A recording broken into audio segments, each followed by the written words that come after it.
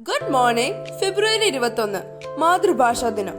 ഭാഷാപരമായ വൈവിധ്യവും സാംസ്കാരിക പൈതൃകവും സംരക്ഷിക്കുന്നതിനും മാതൃഭാഷയുടെ പ്രാധാന്യം പ്രചരിപ്പിക്കുന്നതിനുമാണ് ഈ ദിനം ആഘോഷിക്കുന്നത്. 1952 ബംഗാളി ഭാഷയ്ക്കായി നടന്ന സമരത്തിൽ രക്തസാക്ഷികളായവരുടെ സ്മരണാർത്ഥമാണ് ഫെബ്രുവരി 21 ഈ ദിനമായി തിരഞ്ഞെടുത്തത്.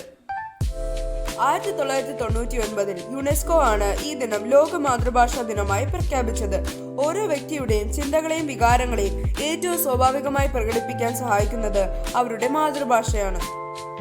വംശനാശം സംഭവിച്ചുകൊണ്ടിരിക്കുന്ന പ്രാദേശിക ഭാഷകളെ സംരക്ഷിക്കേണ്ടതിന്റെ ആവശ്യകത ഈ ദിനം ലോകത്തെ ഓർമ്മിപ്പിക്കുന്നു. മാതൃഭാഷയിലുള്ള വിദ്യാഭ്യാസം കുട്ടികളുടെ ഭൗതിക വളർച്ചയ്ക്കും ആശയവിനിമയ ശേഷിക്കും അത്യന്താപേക്ഷിതമാണെന്ന് ഈ ദിനാചരണം ഊന്നി പറയുന്നു.